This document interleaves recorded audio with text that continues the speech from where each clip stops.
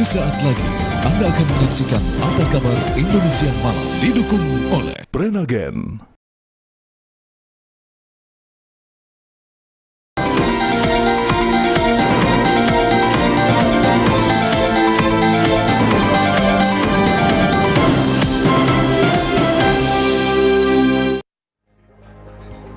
Assalamualaikum warahmatullahi wabarakatuh. Selamat malam pemirsa, apa kabar Anda hari ini? Apa kabar Indonesia Malam kembali lagi hadir tentunya bersama saya Putri Viola. Dan saya Gita Mahlika. Pemirsa, kami punya sejumlah informasi penting, termasuk juga salah satunya kita tahu sudah memasuki masa kampanye sejak tanggal 28 November. Namun banyak juga narasi yang berkembang bahwa para capres dan juga cawapres dalam rangka upaya untuk menjaring pemilih lebih mengutamakan gimmick dibanding visi dan misi. Benarkah seperti itu? Kita akan bahas saat lagi. Iya, nah kalau Gita tadi sudah menyebutkan bahwa sekarang kampanye sudah dimulai. Artinya masa obrol janji sudah dimulai oleh para partai-partai termasuk juga oleh capres-cawapres. Salah satu janji yang diutarakan oleh PKS yang juga merupakan salah satu partai pengusung pasangan capres-cawapres Amin mengatakan kalau Amin yang jadi presidennya dan juga memenangkan Pilpres 2024, ibu kota negara tetap ada di Jakarta. Akankah kemudian ini bisa terwujud? Nanti kita akan bahas lengkapnya di Apa Kabar Indonesia Malam kali ini.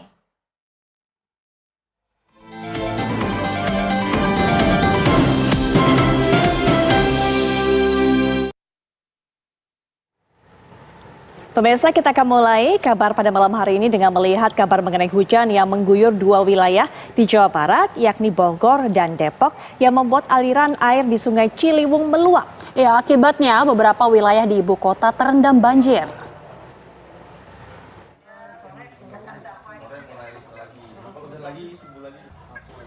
Hujan yang mengguyur dua wilayah di Jawa Barat, yakni Bogor dan Depok, membuat aliran air di Sungai Ciliwung meluap. Akibatnya beberapa wilayah di ibu kota terendam banjir. Di wilayah Kebonpala, Kampung Melayu Jatinegara, Jakarta Timur, Kamis pagi ratusan rumah warga terendam banjir. Di beberapa titik ketinggian air mencapai 1,5 meter, alhasil aktivitas warga pun terganggu.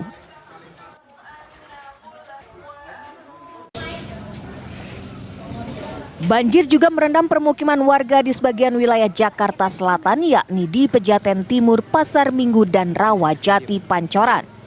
Ketinggian air bervariasi mulai dari 60 hingga 100 cm pada titik terdalam. Meski begitu, sejumlah warga enggan mengungsi karena percaya banjir segera surut. Sementara di Jalan Bina Warga Rawajati, Pancoran, Jakarta Selatan pada Kamis pagi, banjir dengan ketinggian 60 cm hingga 1 meter ini membuat aktivitas warga menjadi terganggu. Saat ini warga terdampak banjir masih memilih untuk tetap bertahan di lantai 2 rumah mereka atau mengungsi sementara ke tempat yang lebih aman.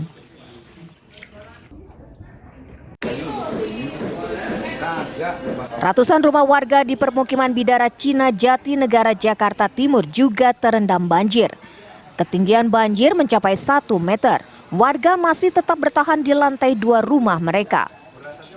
Warga pun terpaksa menerobos tingginya banjir untuk dapat keluar masuk permukiman. Kondisi banjir di beberapa wilayah Jakarta ini akibat dari luapan air Kali Ciliwung yang berstatus siaga 3. Dari Jakarta, Robin Freddy, Simon Tobing, TV One mengabarkan.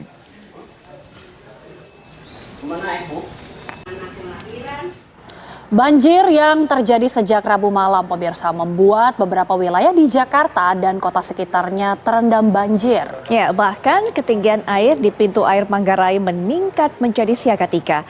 Warga pun diminta untuk waspada.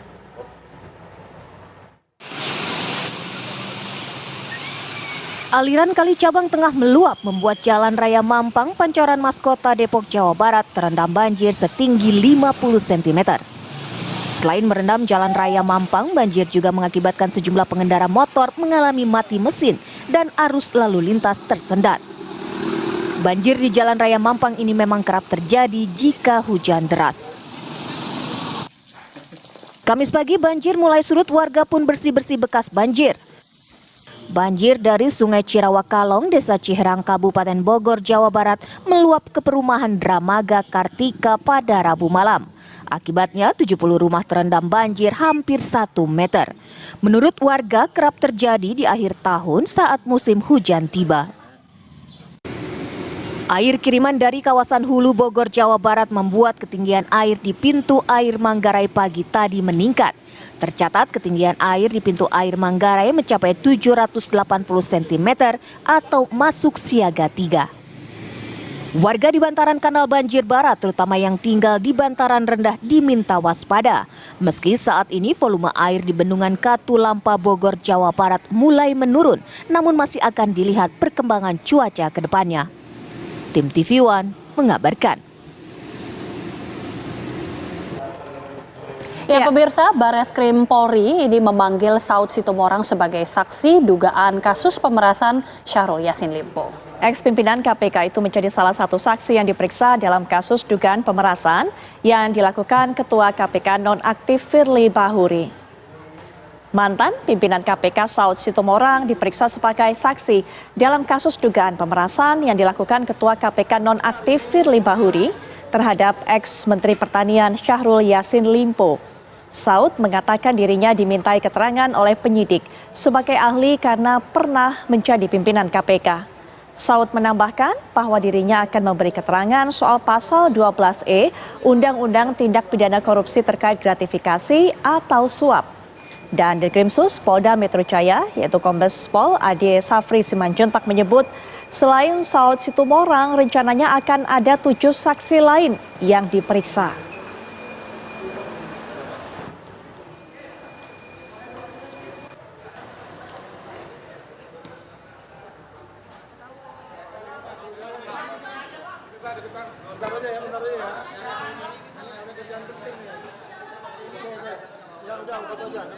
Pokoknya hari ini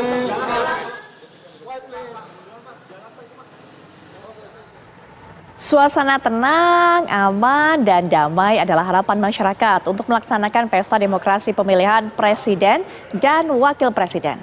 Ya, meski demikian pemirsa, ada saja pihak-pihak yang ingin membuat suasana gaduh dengan menyebarkan informasi bohong.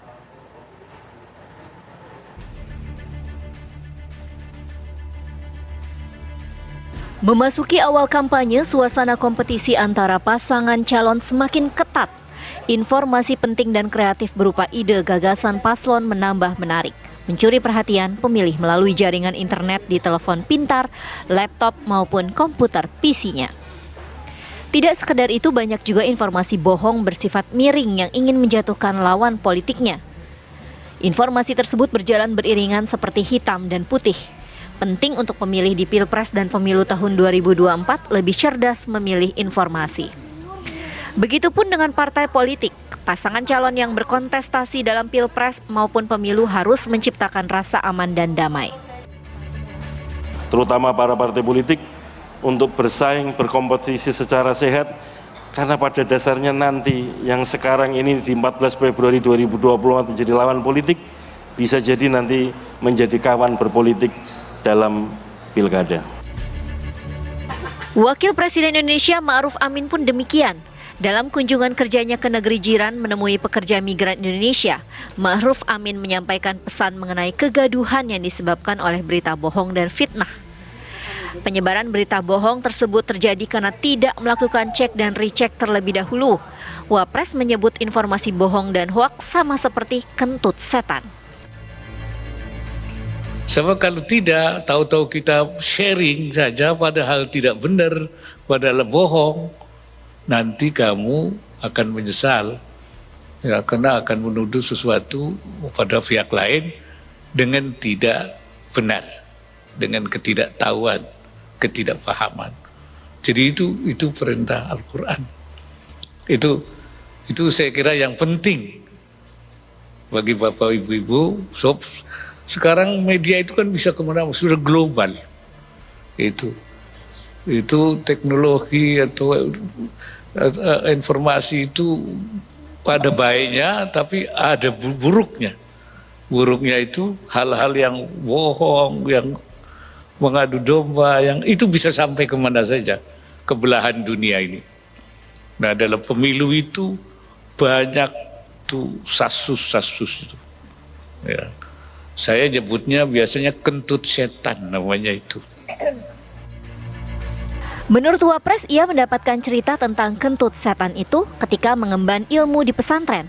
Setan ingin mengadu domba orang dengan menumbuhkan sifat tak saling percaya sehingga dapat memecah belah bangsa. Berbeda pilihan merupakan perkara hati yang bersifat personal. Berbeda dalam pilihan politik itu tak masalah. Wapres juga meminta petugas bersikap netral, tidak berpihak kepada salah satu calon manapun.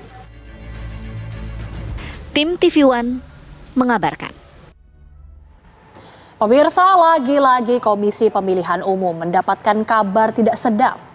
Ya, isu peretasan kembali menghantui KPU dengan bocornya data pemilih yang diperjualbelikan melalui situs jual beli Break Forums yang dilakukan oleh peretas dengan nama anonim Jimbo.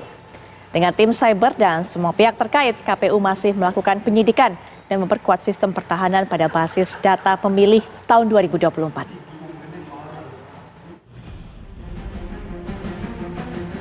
Menjelang pemilihan presiden dan wakil presiden yang kurang lebih akan berlangsung 75 hari lagi, data KPU diduga dibobol peretas atau hacker.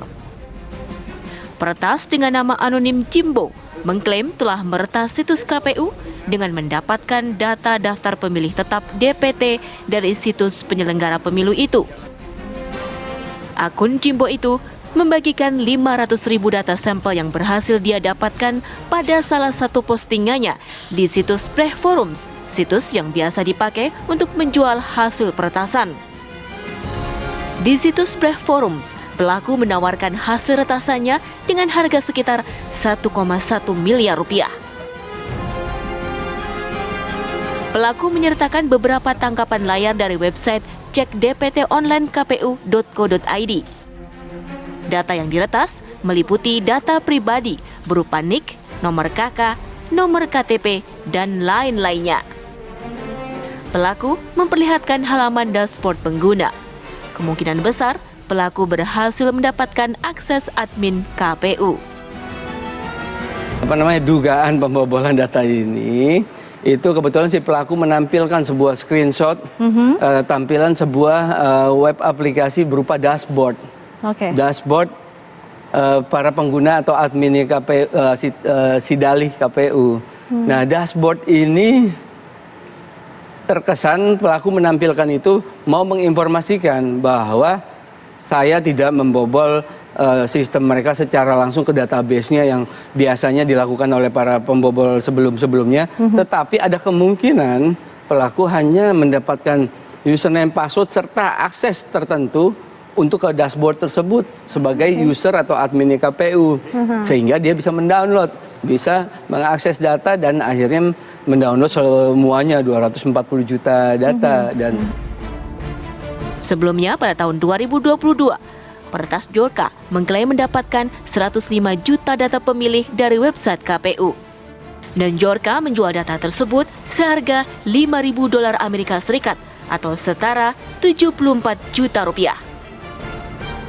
Peretasan data dalam pemilu bukan yang pertama, sehingga harus diantisipasi dengan teknologi sistem informasi yang menggunakan basis data yang banyak menggunakan dokumen elektronik. Bahkan data pemilih sudah kemana-mana dalam bentuk soft copy. Peretasan data ini bukan yang pertama. Jadi dalam pemilu terdahulu juga ada isu yang sama. Mestinya memang sejak awal ini sudah menjadi evaluasi yang harus diantisipasi terkait dengan serangan siber, karena KPU hampir seluruh tahapan pemilu mengelola tahapan pemilu menggunakan teknologi informasi, sistem teknologi informasi, mulai dari pendaftaran partai politik dengan Sipol, lalu pencalonan dengan Silon, dan sekarang juga pemutakhiran data pemilih kan dengan Sidalih. Dari sisi pelayanan kepada pemilih, terus terang ini sangat bermanfaat karena kita bisa mengecek dan ambil peran, bahkan layanan Sidalih yang sekarang itu sudah menyertakan geotagging lokasi TPS begitu ya. Jadi perkiraan-perkiraan di mana TPS itu akan berada. Nah, dalam konteks layanan itu oke gitu ya, dan itu sangat melayani.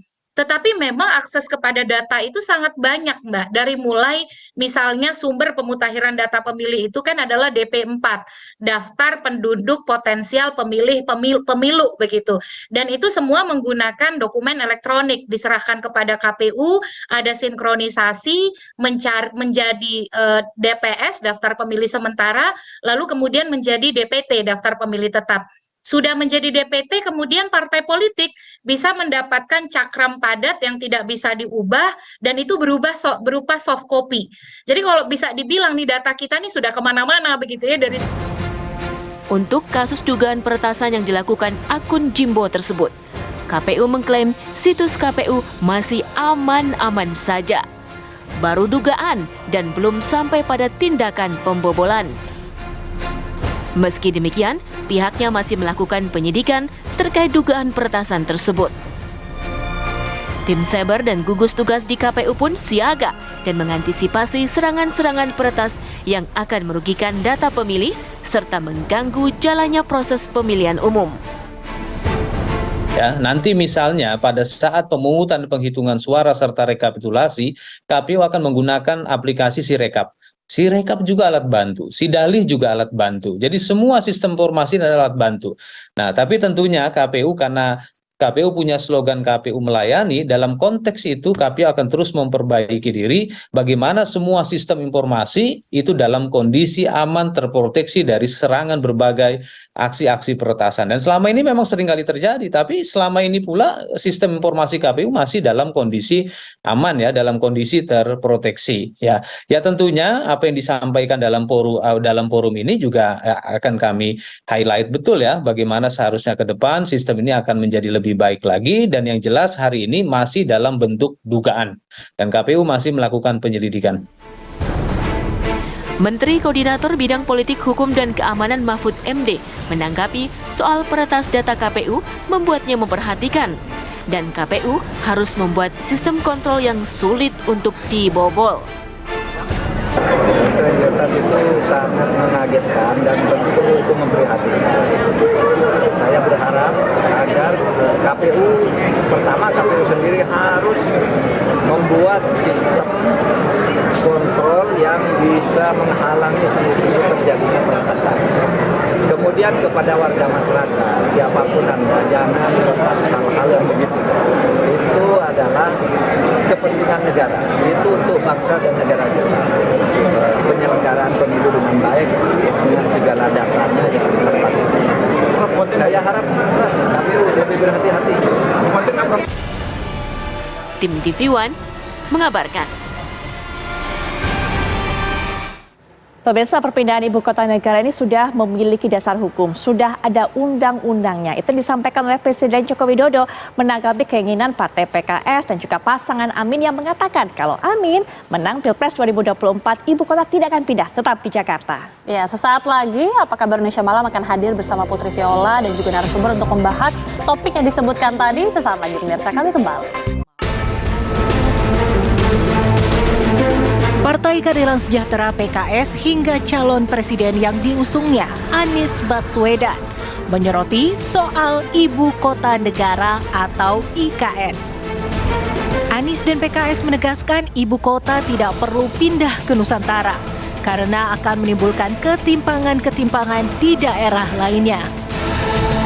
Penolakan PKS terhadap pemindahan ibu kota negara dari Jakarta ke ibu kota Nusantara ditanggapi oleh Presiden Joko Widodo. Menurut Kepala Negara, opini dan penolakan itu boleh-boleh saja. Akan tetapi, IKN sudah memiliki dasar hukum berupa Undang-Undang Nomor 3 Tahun 2022. Jokowi menegaskan pemindahan ibu kota ke IKN justru akan mengatasi ketimpangan ekonomi yang saat ini lebih ke Jawa sentris.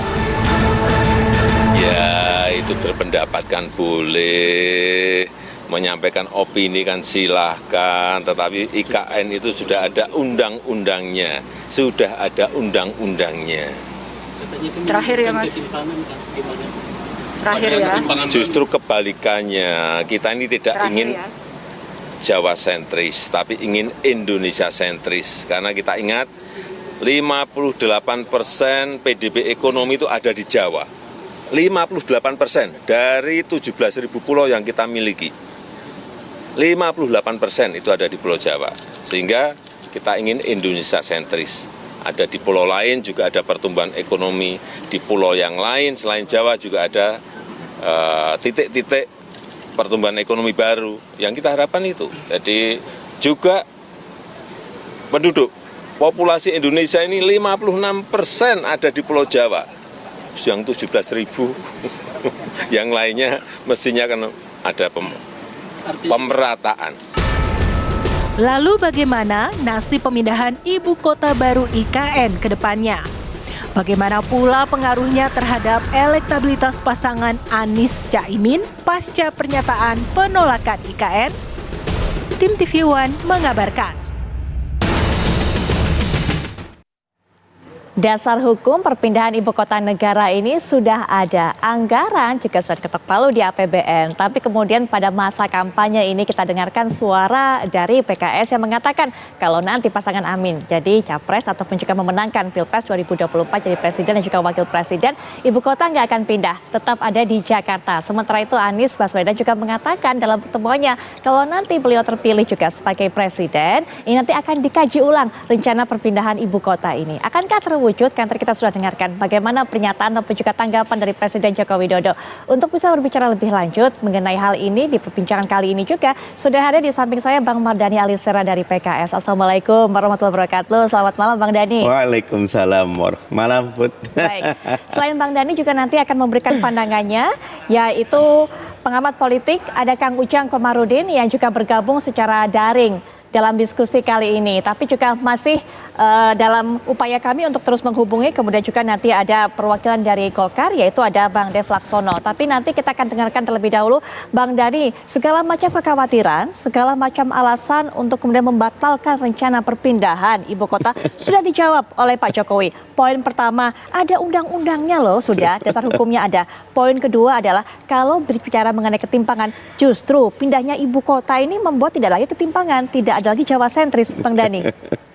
Bab undang-undang kan kesepakatan politik.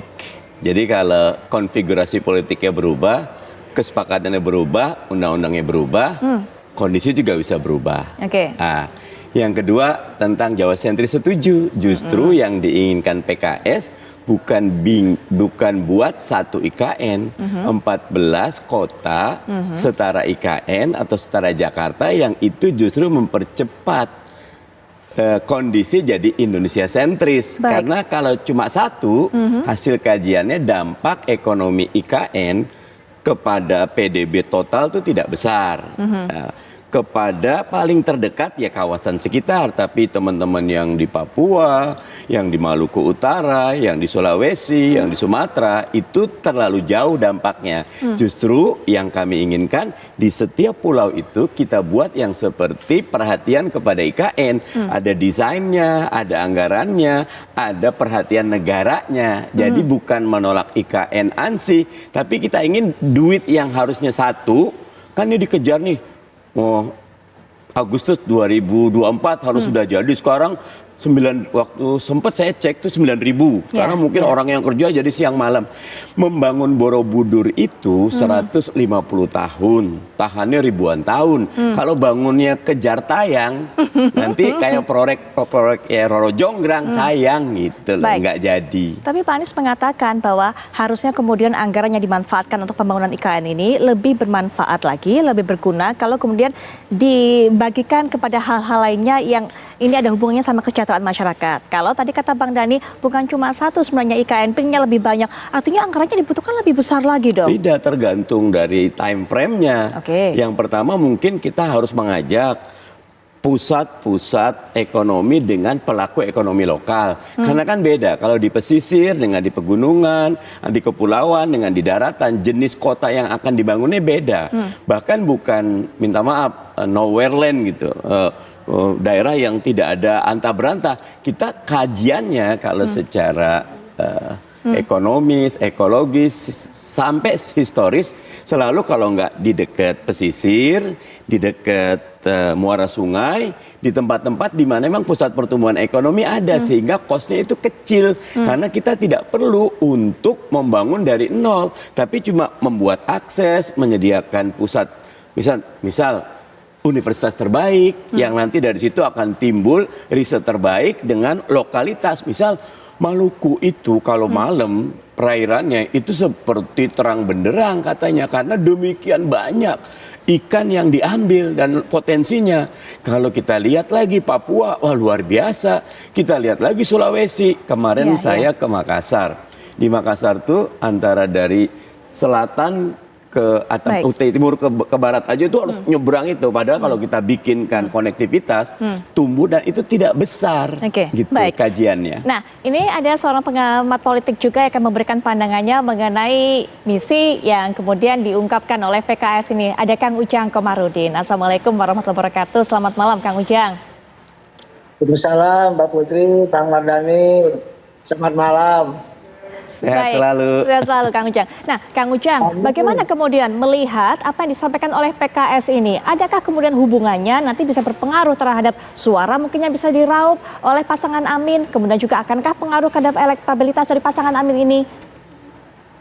Ya, saya melihat sesuatu yang biasa saja yang disampaikan oleh PKS dan Pak Anies ya. Karena ingin menjadi memiliki sesuatu yang berbeda atau diferensiasi ya dibandingkan dengan kubu-kubu yang lain.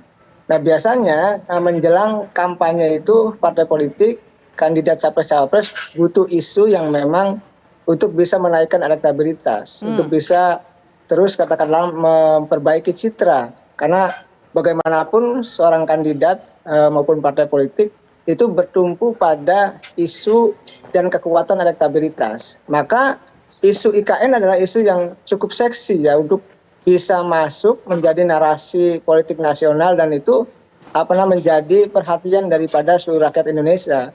Oleh karena itu apa yang disampaikan oleh Pak Anies misalkan menolak, lalu sama juga dengan PKS, itu menjadi sesuatu yang menurut saya hal yang biasa dalam konteks pertarungan isu, pertarungan ide dan gagasan menjelang atau memasuki ya masa kampanye Pilpres 2024 ini.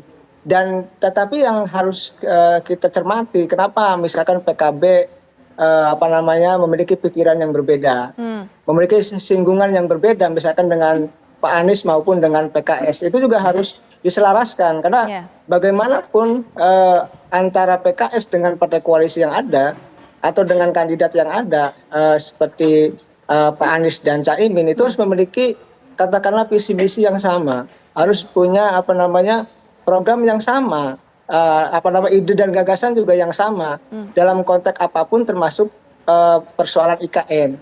Jadi jangan sampai misalkan cawapresnya Pak Anies ingin menolak, tapi Caiminnya juga menerima atau ingin melanjutkan. Ini juga menjadi problem. Ini yang harus juga didalami juga oleh koalisi di pasangan Amin. Yang kedua saya melihat ya memang kalau kita bicara soal politik ya, politik kenegaraan ya, memang IKN ini kan adalah katakanlah proyek mercusuar Pak Jokowi yang sudah ditetapkan menjadi undang-undang. Tetapi memang kalau Pak Anies yang terpilih ya bisa jadi berubah sesuai dengan skema yang disampaikan oleh Bang Mardani Alisera tadi. Tetapi apakah memang nanti akan mampu di parlemen itu misalkan kalau kekuatannya mereka menang lalu bergabung dengan atau berkoalisi dengan partai lain menguasai parlemen mungkin. Tetapi kalau kekuatan di parlemennya hanya seperti saat ini, itu juga menjadi sebuah pertanyaan publik karena bagaimanapun kekuatan parlemen itu menjadi penting. Pak SBY itu luar biasa besar, komposisinya 70% lebih. Pak Jokowi juga sama ya di akhir-akhir kemarin sampai 80% lebih gitu kekuatannya. Oleh karena itu ya kalau kita bicara komposisi yang ada untuk merubah katakanlah IKN, makanya harus merevisi undang-undang. Maka yang harus dilakukan adalah kekuatan parlemen dulu ditempuh oleh koalisi Anies seandainya menang. Tetapi kita tidak tahu apakah nanti Anies masuk putaran kedua atau tidak kan? Ya kita tidak tahu. Kita lihat saja ke depan. Yang jelas yang harus kita lihat adalah bagaimana sebenarnya yang disampaikan oleh Anies, disampaikan oleh PKS adalah menjadi wacana yang memang harus kita tanggapi dengan responsif, dengan serius, karena ini ada wacana yang menurut saya harus harus dikritisi oleh masyarakat. Tetapi tadi yang agak lucu bagi saya, kenapa PKB berbeda dengan singgungannya dengan Pak Anies maupun dengan PKS. Itu menjadi catatan kita juga begitu. Sampai di situ Kang Ujang, nanti Bang Dhani juga bisa berikan pandangan mengenai nggak mudah, nggak segampang membalikkan telapak tangan, namanya revisi dari undang-undang ini, termasuk jangan-jangan mengenai misi ini belum selaras dengan anggota koalisi yang lain. Tapi kami juga akan berbincang tentunya dalam kesempatan ini, sudah terhubung juga kita dengan Bang Ade Irfan Pulungan yang mewakili KSP juga, yang akan memberikan pandangan mengenai hal ini. Assalamualaikum warahmatullahi wabarakatuh. Selamat malam Bang Irfan.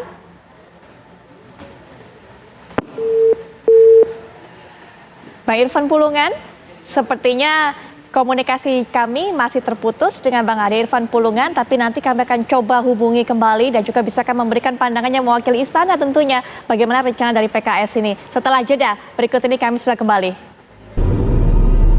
Kita lanjutkan perbincangan, pemirsa, dan kita juga sudah kedatangan satu narasumber lagi yang akan memberikan pendapatnya, tentunya bergabung secara daring. Sudah hadir Bang Dev Laksono. Selamat malam Bang Dev. Selamat malam, gimana kabarnya? Sehat? Alhamdulillah sehat Bang Dev. Baik, Bang Dev langsung saja berikan pandangannya bagaimana melihat suara dari PKS ini yang menginginkan bahwa ibu kota tetap ada di Jakarta. Bahkan Pak Anies juga mengatakan jika kemudian terpilih nanti, jika menang, rencana ini semua akan dikaji ulang. Oke, baik. Pertama-tama terima kasih atas undangannya Mbak, dan juga selamat malam kepada Bang Mardhani. Sehat selalu Bang, makin ganteng. Saling sehat selalu Dev.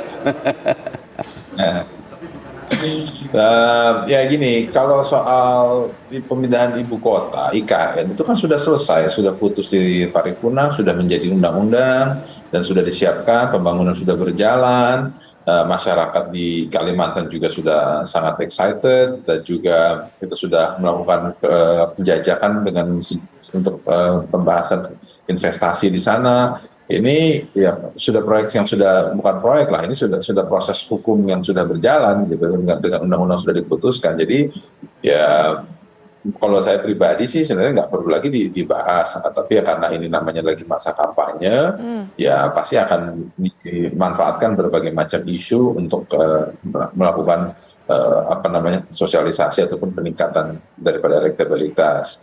Tapi ya lebih penting lagi sih bagaimana kita bisa menjalankan ini, karena ini menyangkut kepada masa depan bangsa. Dan juga gini, namanya proyek pemindahan ibu kota itu selalu dianggap setengah gila ya di mana-mana. Kan sudah ada, kalau nggak salah saya baca ada sekitar 40 negara yang telah melakukan pemindahan ibu kota gitu. Dan semuanya pasti dibilang bahwa ini semua proyek di luar nalar pikiran yang biasa. Tapi ya sebagian besar lah, saya katakan ya, sebagian besar tuh berhasil dan bermanfaat gitu.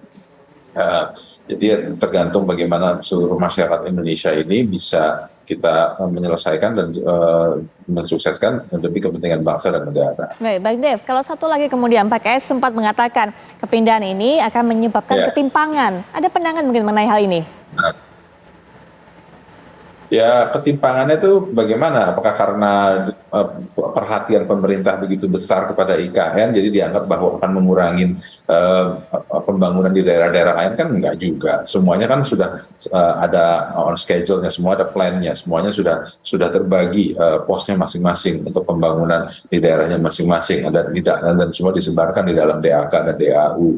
Belum lagi dalam program-program pemerintah lainnya yang bisa terserap langsung kepada daerah pemerintah tingkat 1 atau tingkat 2. Jadi kalau dikatakan kekhawatiran akan terjadinya fokusnya pemerintah kepada satu wilayah, ya saya yakin sih tidak akan seperti itu. Baik, Bang Dhani mungkin bisa diberikan tanggapan juga. Jangan-jangan memang ngelempar isu ini cuma karena ini masa kampanye, isu yang seksi kata Kang Ujang. Nah, isu yang kemudian bisa meraup suara, jangan-jangan cuma itu. Padahal di koalisi sendiri nggak solid sebenarnya pendapat mengenai hal ini. Kalau di koalisi komunikasi berjalan, tetapi ini memang idenya PKS, dan karena kan pileg kita bareng sama pilpres. Mas Anies kalau di pilpres urusan IKN mengkaji ulang. Tapi kalau buat PKS, Jakarta tetap ibu kota. Pertimbangannya yang pertama tentu kita ingin dengan segala nilai historis yang ada, dengan segala fasilitas yang ada, dengan segala kondisi yang ada, dan kontribusi yang ada, Jakarta dapat terus menjadi ibu kota. Nomor satu. Nomor dua, kita ingin bukan cuma satu IKN, ada 14 kota yang tumbuh berkembang menjadi pusat pertumbuhan ekonomi. Dan karena kajian kami secara ekologis, tata kota, itu biasanya selalu di pesisir, di muara sungai, di tempat-tempat di sana di mana kehidupan memang sudah ada, cost-nya jauh lebih kecil. Kalau kita lihat di IKN ini kan satu di hutan, memang city in the forest konsepnya, tetapi sumber air perlu menjadi perhatian, akses transportasi perlu menjadi perhatian, menghadirkan orang menjadi perhatian, menyediakan gula biar semua datang menjadi perhatian.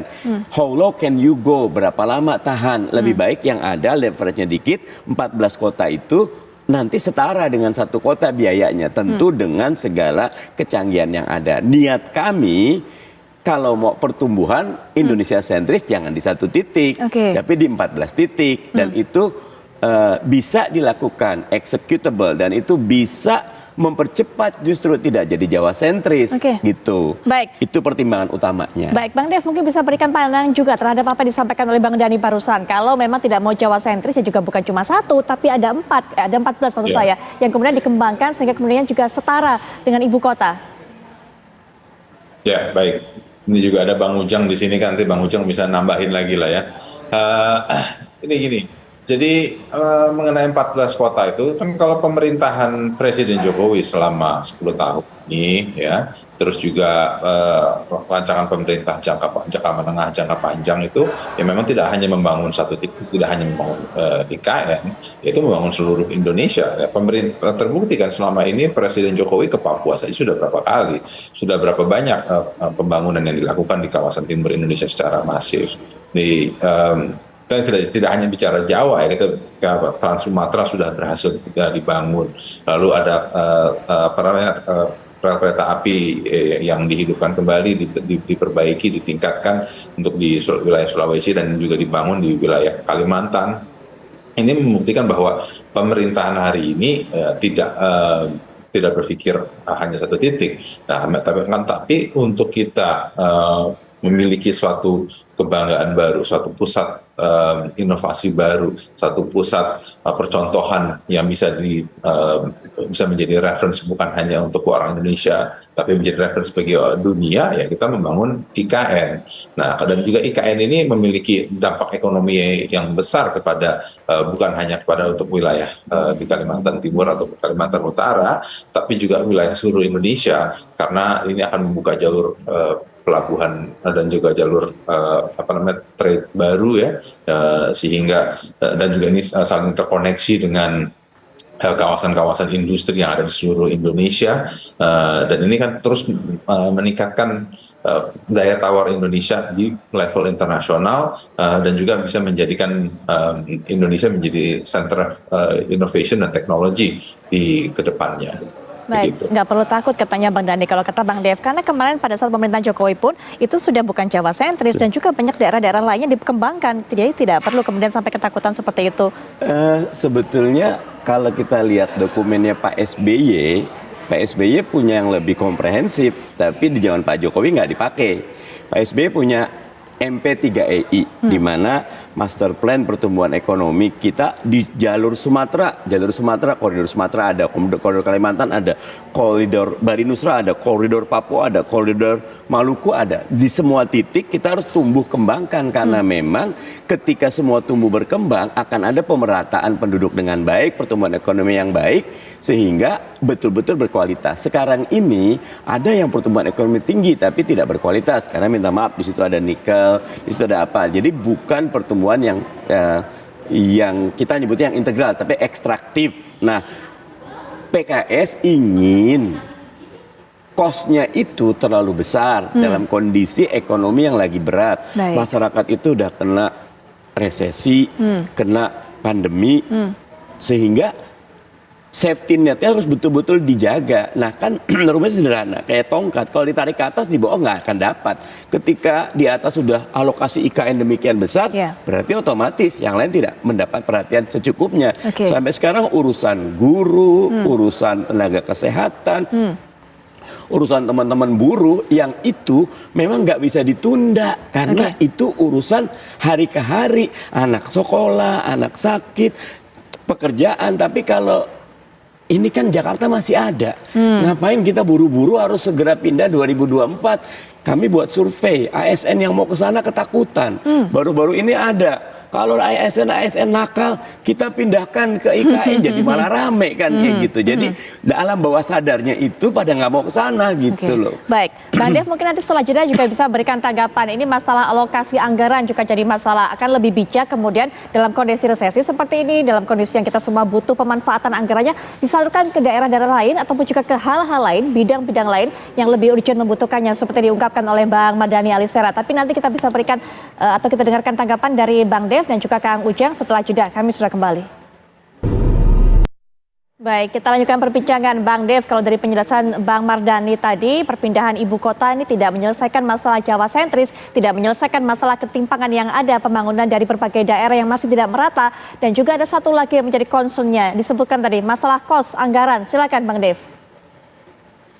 Ya gini, kalau masalah kos anggaran untuk di dalam pembangunan itu pasti selalu membutuhkan biaya.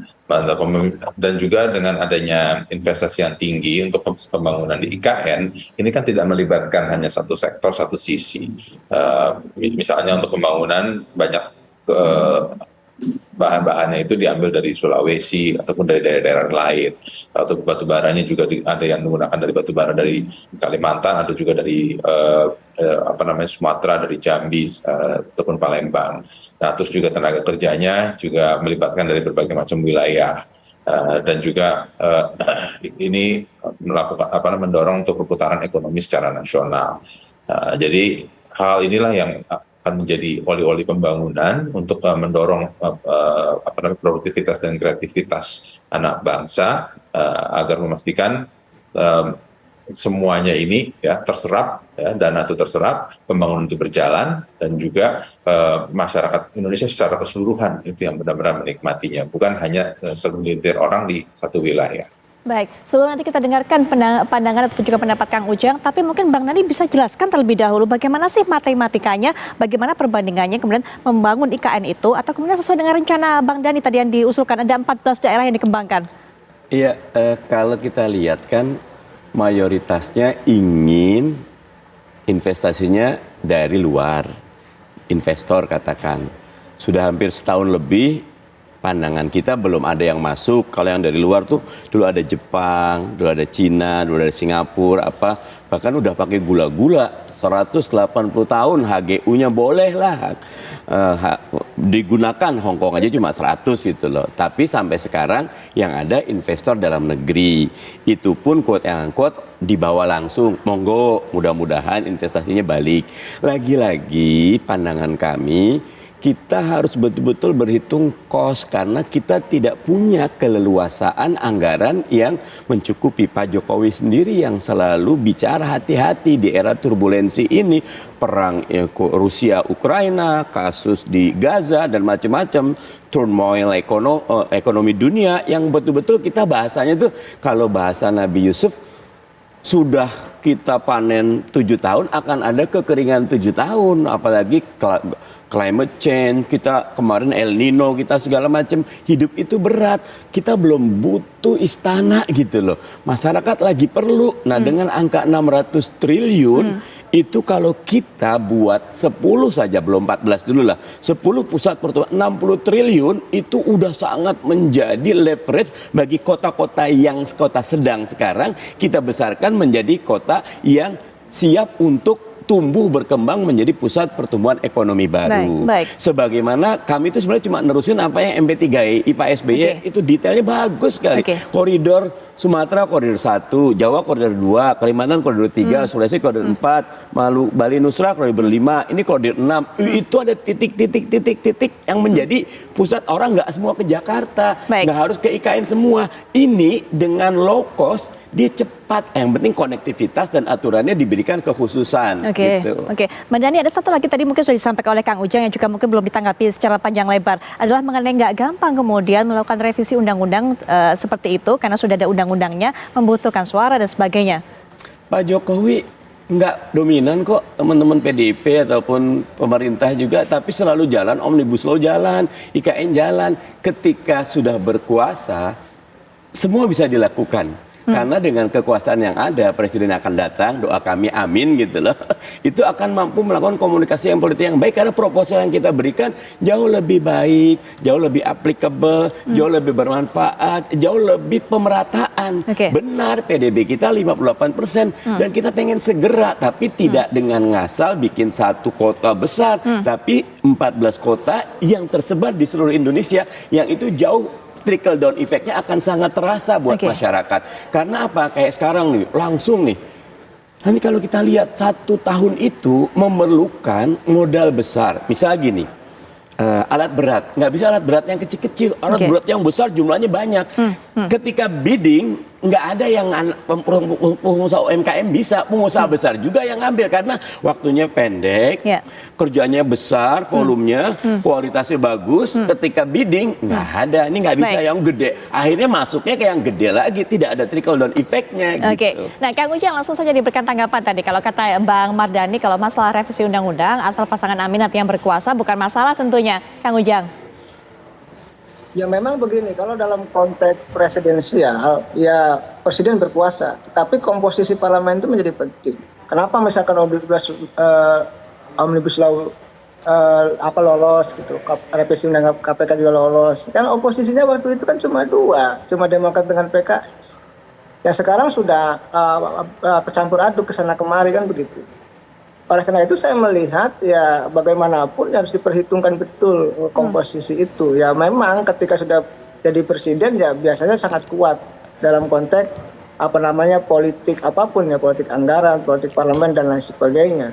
Tetapi kalau misalkan nanti, saya masih ingat kok 2014 itu ketika KMP itu berkuasa, waktu itu Pak Jokowi baru menang, itu undang-undang MD3 itu masih dikuasai Golkar.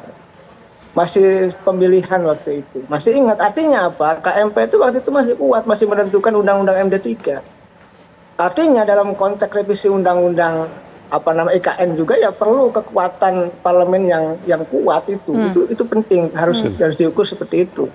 Nah, yang kedua yang harus kita sampaikan politik anggaran gitu ya. Ya, saya sepakat ya kalau anggaran itu ya sama besarnya dengan membangun demokrasi di Indonesia, sama dengan anggaran pemilu sangat besar itu. Tapi memang bagaimana sebenarnya anggaran ini, ya saya masih ingat itu, saya mengikuti persis soal IKN ini. Saya sering dialog juga dengan almarhum Hasyim Aziz Azra, yang memang beliau salah satu tokoh bangsa yang menolak ya terkait dengan IKN, petisi IKN. Saya mengikuti persis. Kalau saya dalam posisi bagaimana sebenarnya ketika anggaran yang lain itu dipotong, biasanya anggaran kementerian itu banyak dipotong karena COVID gitu. Tapi hanya IKN kelihatan yang tidak. Artinya begitu seringnya IKN ini dibawa ke kepemimpinan Pak Jokowi yang hari ini mulai ya katakanlah ya digugat-gugat sedikit oleh Pak Anies dan oleh PKS. Dan saya sih melihatnya sesuatu yang biasa saja, ada adu ide gagasan, ya kan, ada sesuatu pikiran yang harus diadukan satu sama lain. Agar apa? Agar ada pembenahan di sana sini gitu loh. Ini sebenarnya sejatinya Pilpres ini tidak satu arah, tetapi ada isu yang kita perdebatkan, ada poin-poin yang harus kita sampaikan kepada publik, agar publik itu ya melihat Pilpres itu bukan sesuatu yang biasa, tetapi sesuatu yang luar biasa. Begitu itu penting, karena ada transfer gagasan, ada transfer ide, ada perdebatan-perdebatan yang memang mencerdaskan kehidupan bangsa. Ini yang kita inginkan. Jadi perdebatan IKN ini harus dibuka seluas-luasnya, selebar-lebarnya, agar membangun perdebatan publik, agar publik juga ikut tercerahkan seperti itu. Baik, dengan adanya perdebatan ini, dengan adanya isu yang dilontarkan PKS ini semuanya siapa yang kemudian nanti akan diuntungkan? Apakah memang hanya partai PKS saja dalam pileknya, atau juga akan berpengaruh positif terhadap pasangan Aminnya dalam pilpresnya, Kang Ujang? Ya, PKS sangat cerdas melihat momentum ya. Kan tadi ada sesuatu kan begini, ketika politik itu butuh isu, butuh momentum. Dan apa yang disampaikan PKS dapat momentumnya, dapat isunya. Oleh karena itu, ya ini menjadi perdebatan hari ini mungkin hingga ke depan. Dan saya melihat apa yang dilakukan oleh PKS ya itu adalah ide-ide yang menurut saya ya harus kita hargai, harus kita hormati sebagai bagian daripada tadi sama-sama ingin membangun bangsa juga ke depan. Ya kita tidak boleh alergi dengan apapun. Ya tentu saya dalam konteks sebagai pengamat gitu ya, ketika melihat bahwa IKN itu ada yang salah kita koreksi, ada yang baik kita perbaiki, kan begitu. Kita dorong, karena sejatinya bangsa ini kan membutuhkan perubahan-perubahan yang dibangun oleh semua komponen bangsa, tidak hanya kepada kelompok tertentu, begitu. Baik, terakhir juga mungkin penutup, saya berikan kesempatan kepada Bang Dev. Silakan Bang Dev. Ya, gini, kalau bagi saya pribadi, pemerintahan Jokowi ini sudah berjalan dengan sangat baik. Sudah mengakomodasi dan mengakomodatif semua kebutuhan anak bangsa di seluruh wilayah Nusantara. Dan IKN ini bukan hanya legacy yang ingin ditinggalkan oleh Presiden Jokowi ya agar dikenang sepanjang masa, akan tetapi ini akan memiliki dampak yang luar biasa kepada Indonesia, bukan hanya untuk masa kini dan bukan hanya untuk pemerintahan yang berikutnya, tapi untuk kedepannya, untuk kita bicara sampai dengan 100, 150 atau mungkin 200 tahun ke depan. Kenapa? Karena dengan dibangunnya satu pusat inovasi baru yang menjawab segala macam kekhawatiran, menjawab segala macam permasalahan itu adanya di IKN, dan kita yakini bahwa ini akan bisa berdampak yang lebih sangat besar kepada bangsa Indonesia untuk masa depannya ke depannya. Baik, Bang Dev terima kasih, Kang Ujang juga terima kasih, Bang Mardhani juga terima kasih. Tapi yang pasti saya garis bawahi tadi apa yang disampaikan oleh Kang Ujang. Jadi jangan alergi untuk bisa terus melakukan perdebatan dengan berbagai macam tema, dengan berbagai macam ide. Karena memang sesungguhnya Pilpres itu adalah ajang untuk tarung gagasan, perang ide. Sehingga kemudian masyarakat bisa melihat, bisa mempertimbangkan mana kemudian pasangan capres-cawapres yang akan membawa kesejahteraan dan juga kebaikan bagi negeri. Termasuk juga soal IKN ini. Ini artinya juga merupakan perang ataupun juga adu gagasan mengenai keberlanjutan ataukah perubahan. Nah, kami akan terus kabarkan, Anda yang putuskan. Nanti kami akan kembali setelah jeda berikut ini. Pemirsa, Megawati Soekarno Putri kembali mengkritik pemerintah. Ketua Umum PDI Perjuangan ini menuding penguasa kini bertindak layaknya di masa Orde Baru. Putra bungsu Presiden Joko Widodo, Kaisang Pangarep pun kemudian juga bertanya siapa penguasa yang dimaksud oleh Megawati.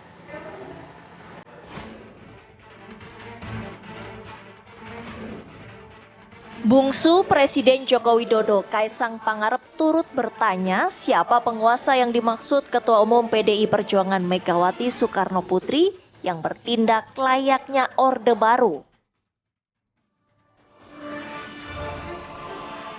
Menurut Ketua Umum Partai Solidaritas Indonesia ini, tiada kekangan terhadap kebebasan berpendapat di masa pemerintahan ayahnya saat ini. Situasi yang disebut-sebut menjadi ciri Orde Baru. Ya, kita yang penguasa itu siapa dulu? Definisi penguasa itu siapa? Siapa? Penguasa saat ini kan Pak Jokowi. Nah, dengan Pak Ma'ruf yang di mana? Nah, itu kan disebut katanya sekarang udah terjadi seperti ini balik ke zaman Orde Baru lagi. Ya, kalau nih saya tanya lagi, balik lagi, teman-teman semua, misalnya katakan di medsos, ngomong sesuatu menghina Pak Presiden, ditangkap nggak? Nggak, maksudnya ditangkap, oke, ada yang ditangkap ketika menghina terlalu jauh. Tapi apakah sebuah forum diskusi atau apa yang sampai ada orang yang menangkap atau apa yang melakukan seperti itu, apakah ada gitu loh? Tidak ada tuh? Enggak. Saya nggak tahu nih, maksudnya definisi seperti Orde Baru itu seperti apa dulu? Gimana? Saya nggak tahu, teman-teman di sini jurnalis. Ya, karena saya sendiri kan saya tidak mengalami, karena waktu itu saya masih umurnya kecil, jadi saya nggak mengalami. Sebelumnya, hampir 10 tahun menjadi pembela Presiden Joko Widodo, Ketua Umum PDI Perjuangan Megawati Soekarno Putri lagi-lagi muncul berapi-api melantunkan nyanyian perlawanan ke penguasa. Mega menuding penguasa saat ini sudah bertindak layaknya masa Orde Baru. Mega pun menyerukan pendukungnya berani melawan tekanan penguasa. Mestinya ibu nggak boleh ngomong gitu, tapi ibu udah jengkel, tahu nggak? Kenapa Republik ini penuh dengan pengorbanan, tahu tidak? Mengapa sekarang kalian yang baru berkuasa itu mau bertindak seperti waktu zaman Orde Baru?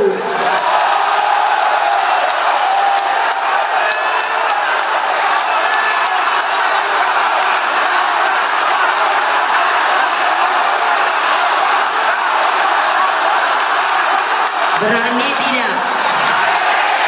Berani tidak? Berani tidak? Merdeka!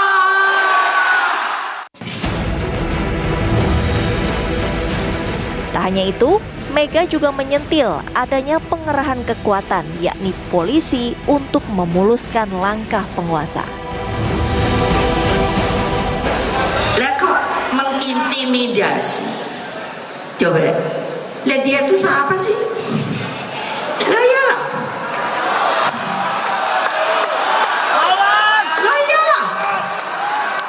Kalau dia berani, lo kenapa saya tidak boleh?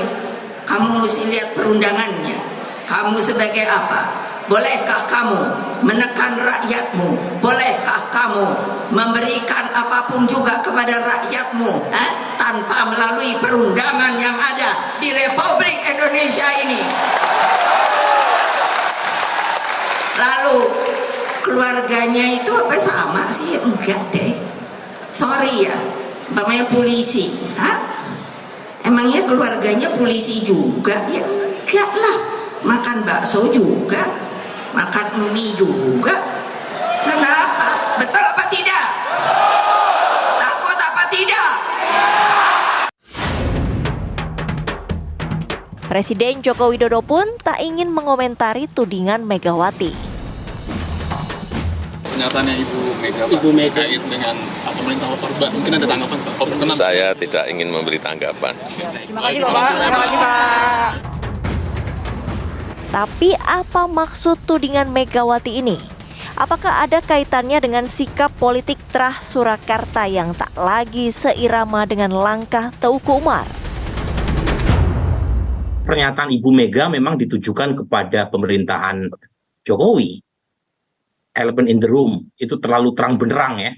Jadi kalau sebelum 25 Oktober 2023 itu sangat jelas narasi yang dipakai oleh PD Perjuangan itu bagian dari tulang punggung pemerintahan Pak Jokowi. Tetapi setelah Prabowo Gibran didaftarkan, apalagi setelah keputusan kontroversial MK, itu terlihat narasi yang dibawa oleh PD Perjuangan itu berbeda jauh dengan selama ini. Apa yang disampaikan Ibu Mega dalam posisi sebagai seorang negarawan yang cukup makan asam garam dalam dunia politik. Petua bijaksana ini hendaknya dipahami dan tentunya dipahami dalam konteks untuk para pemimpin negara dalam konteks yang luas. Ya. Bahwa kekuasaan itu ada batasnya. Wakil Ketua Umum Partai Gerindra Habibur Rahman menyayangkan tudingan kecurangan pemilu yang selalu didengungkan kubu Banteng mengarah ke Prabowo Gibran. Sebab tekanan selama pemilu dinilai bukan hanya dialami PDI Perjuangan. Bahkan di beberapa kasus PDIP justru melibatkan pejabat dan aparat untuk memenangkan Ganjar Mahfud. Kami menghormati Ibu Megawati ya, dan memahami apa yang beliau sampaikan dalam pidato sebagai nasihat seorang tokoh bangsa kepada seluruh elemen bangsa. Bahwa ketika kita berkuasa, janganlah kita berbuat sewenang-wenang dan jangan menggunakan kekuasaan untuk menguntungkan kelompok kita sendiri.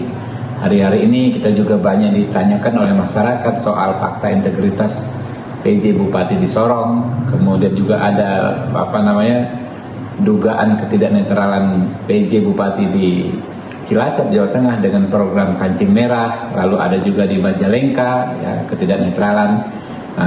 Kita berharap ya benar-benar semua aparatur negara bisa bersikap netral.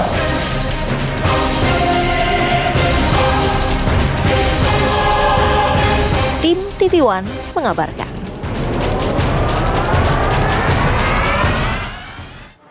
Pemirsa, calon presiden dan calon wakil presiden nomor urut 1 Anies Baswedan dan Muhaimin Iskandar saat berkampanye selalu menekankan perubahan untuk Indonesia dan ingin adanya kesetaraan untuk Indonesia sehingga persatuan dapat tercipta di dalam negeri.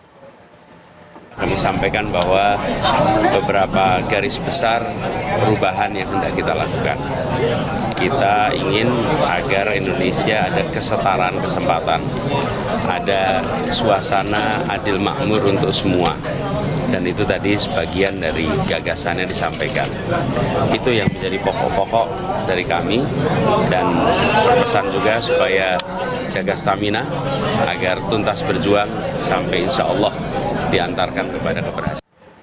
Cawapres nomor urut 2, Gibran Rakabuming Raka masih belum mengambil cuti pada hari ketiga kampanye pemilihan presiden atau Pilpres 2024. Gibran masih menjalankan rutinitas sebagai wali kota Solo. Pensiunnya selalu menekankan kalau sudah purna tugas memberikan kontribusi lagi ke warga, ke kota. Ya salah satunya bisa ikut partai politik dan lain, itu salah satu kontribusi dan itu saya kira sangat baik sekali. Kalau Pak Sekda yang di sini masuk ke saya ya, kalau Pak Sekda yang ini masuk ke sebagai takmir. Pertimbangannya apa, Mas? Saya kira ya orang-orang seperti Pak Hendro, Bu Dhani, Pak Yani kan di usia yang sudah 60-an tahun ya, kan masih aktif, masih sehat, dan saya kira masih bisa memberikan kontribusi lebih lagi untuk kotanya. Apapun itu ya nanti ya, apapun bentuk kontribusinya itu saya apresiasi. Calon Presiden nomor urut 3, Ganjar Pranowo bertemu dengan para pemuka agama Kristen, yaitu mereka yang tergabung dalam Persekutuan Gereja Pentakosta Indonesia atau PKPI. Yang pertama tentang kebebasan beribadah dan mendirikan rumah ibadah. Tentu ini penting menjadi catatan kita agar kita carikan solusi. Prinsipnya harusnya dipermudah, tidak boleh ada yang mempersulit. Karena sila pertama kita, ketuhanan yang Maha Esa itu menjamin kepada kita semua untuk beribadah. Dan orang diberikan kebebasan itu. Maka cerita rumah ibadah itu harus segera diselesaikan, ya, agar dicarikan jalan keluar yang paling cepat, paling mudah, sehingga orang tidak merasa terhambat untuk beribadah dan nggak boleh diganggu.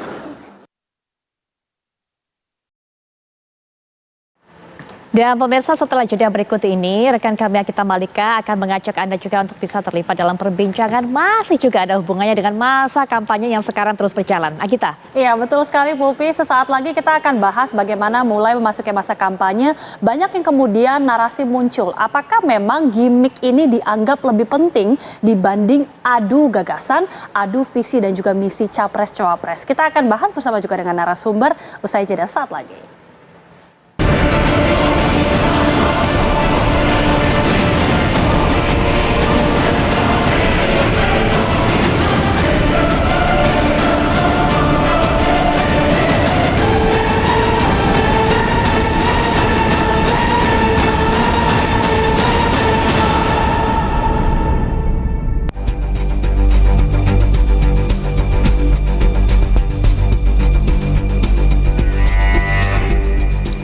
Kampanye Pilpres telah dimulai Selasa 28 November 2023 dan dalam upaya menjaring suara pemilih, ragam cara dilakukan untuk memoles diri.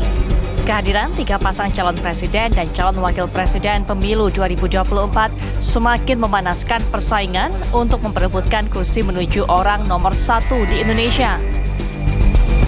3 pasangan yakni Anies Caimin, Ganjar Mahfud, dan Prabowo Gibran memiliki pengaruh dan peluang besar. Calon Presiden nomor urut 3 Ganjar Pranowo menyebutkan bahwa kalangan pemilih muda saat ini justru tidak terlalu tertarik dengan gagasan atau visi misi Capres-Cawapres. Sebaliknya mereka menyukai trik-trik mengemas diri atau kerap dikenal istilah gimmick. Silakan kami gas. Ya, oke gas. Tambah 2 orang gas. Mengingat pemilu tahun ini akan ada banyak pemilih muda, diantaranya generasi milenial dan generasi Z. Lantas, pada pemilu 2024 kali ini, apakah benar gimmick lebih banyak dicari daripada gagasan atau visi misi Capres-Cawapres? Tim TV One mengabarkan.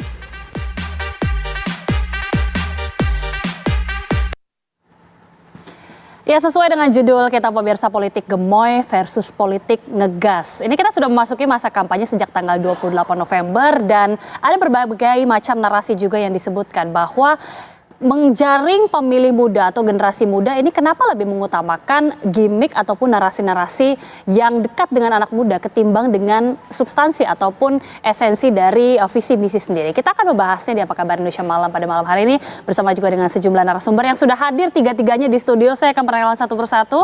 Juru bicara tim kampanye nasional TKN Prabowo Gibran, Mas Dede Prayudi atau Mas Dede, selamat malam. Selamat malam. Oke, dan juga ada juru bicara tim TPN Ganjar Mahfud, Mas Ciko Hakim. Mas Ciko, apa kabar? Baik. Dan juga tentunya pengamat politik kita, Mas Hoirul Umam. Mas Hoirul Umam, Mas Umam, apa kabar? All good. Saya langsung minta tanggapan dari Mas Ciko terlebih dahulu. Ini kan sebenarnya yang santer gimmick dari Prabowo Gibran. Pak Prabowo khususnya ya, soal gimmick gemoy. Kita tahu ya, sebelumnya bahkan Pak Ganjar ini sudah memberikan komentar juga terkait dengan gimmick ini. Boleh mengutamakan gimmick asal jangan lupa substansinya. Ini senada juga kan dengan TPN? Tentu dari awal bahkan kami mengatakan bahwa di dalam kampanye politik sah-sah saja menggunakan gimmick-gimmick ya. Tapi gimmick itu tentunya kita berharap tidak terlalu jauh citranya dari sosok sesungguhnya daripada sosok capres sesungguhnya maksudnya gimana? Dan cawapres ya, gimmick gemoy dan santuy gitu. Saya memberikan contoh lah ya, gemoy, lucu dan lain. Tapi kita ketahui bahwa Pak Prabowo ini punya reputasi sebagai seorang yang suka marah. Ya kan, bahkan ada cerita-cerita yang dia melempar handphone. Ini bukan saya yang ngomong kan, bahwa dia menggebrak meja, ya. Bahkan ada fakta yang lain bahwa beliau diberhentikan dari TNI karena tindakan-tindakan yang mengarah ke pelanggaran HAM gitu, misalnya. Nah, jadi ini menurut kami terlalu jauh dan bisa menjadi trap. Nah, saya berbicara seakan-akan sebagai pengamat nih ya. Ini bisa menjadi jebakan tersendiri ketika karakter itu tiba-tiba keluar di dalam suatu masa kampanye yang melelahkan, yang berbicara dengan banyak orang, sehingga tidak bisa menahan dirinya untuk kembali marah dan lain-lain. Nah, ketika bicara santuy, ya beberapa waktu lalu Mas Gibran ada di beberapa tayangan yang viral, ditanya soal mencari lapangan kerja. Terus ada kata-kata soalnya susah sekarang, ada banyak orang dalam. Nah, kelihatan mukanya berubah dan nggak santuy gitu. Nah, ini hal-hal yang saya lihat perlahan akan menunjukkan. Saya langsung kalau gitu minta tanggapan dari Mas Dede. Betul kan yang dikatakan Mas Ciko sebenarnya ini untuk apa ya, kamuflase dari kontroversi-kontroversi yang ada kalau kata-kata dari Mas Ciko ini? Ya, enggak lah. Saya ingat banget ya, pertama kali saya ketemu Pak Prabowo ya. Saat itu saya belum menjadi pendukung Pak Prabowo. PSI belum menjadi pendukung Pak Prabowo. Beliau itu mengeluarkan narasi ya, saat itu adalah narasi persatuan. Narasi persatuan seperti apa? Beliau mengatakan bahwa 2045 Indonesia akan menjadi negara emas, Indonesia emas gitu ya. Maka 13 tahun ke depan dari sejak hari ini adalah tahun-tahun paling krusial. Di tengah situasi global yang semakin atau tidak menentu ini ya, maka yang paling dibutuhkan bangsa Indonesia saat ini adalah persatuan. Itu yang pertama ya. Lalu di pertemuan kedua, beliau mengatakan bahwa Indonesia ini terlalu luas dan terlalu kompleks untuk dikafling oleh 1-2 kelompok saja. Ini yang kedua ya. Lalu di beberapa pertemuan berikutnya, tetap dengan narasi persatuan, beliau mengatakan bahwa kita bisa saja hari ini berkompetisi atau kita menjadi kompetitor di dalam sebuah kontestasi yang bernama pemilu. Tapi kan setelah itu kita adalah mitra dalam membangun bangsa, pembangunan nasional. Balik lagi dengan narasi gemoy dan juga itu betulkah untuk menutupi? Ya, ini adalah premisnya ya. Lalu? Ini adalah premisnya ya. Kemudian kami berpikir, PSI berpikir, ini saya bicara dalam konteks perspektif PSI ya saat itu ya, bahwa apakah kalau misalnya Pak Prabowo menjadi presiden, kita akan disuguhkan Pak Prabowo yang mana nih? Pak Prabowo yang seperti tadi saya ceritakan ya, atau Pak Prabowo yang 2019 backwards atau yang sebelumnya yang seperti diceritakan oleh Mas Ciko tadi ya. Kemudian along the way kami menemukan fakta bahwa Pak Prabowo ini adalah seorang pembelajar ya. Beliau orang yang mengakui kekalahan. Beliau adalah orang yang mengakui kekurangan. Beliau adalah orang yang mengakui kesalahannya saat itu. Dan Mbak, seorang pembelajar, logika kita nggak akan mungkin mau kembali menjadi dirinya seperti saat dia belum belajar. Jadi maksudnya sekarang Pak Prabowo introspeksi karena dulu seperti apa karakternya sekarang jadi mau berubah 180 derajat gitu. Jadi di usia bahwa 70 tahun ya. Bahwa mungkin Mas Ciko. Gimana Mas?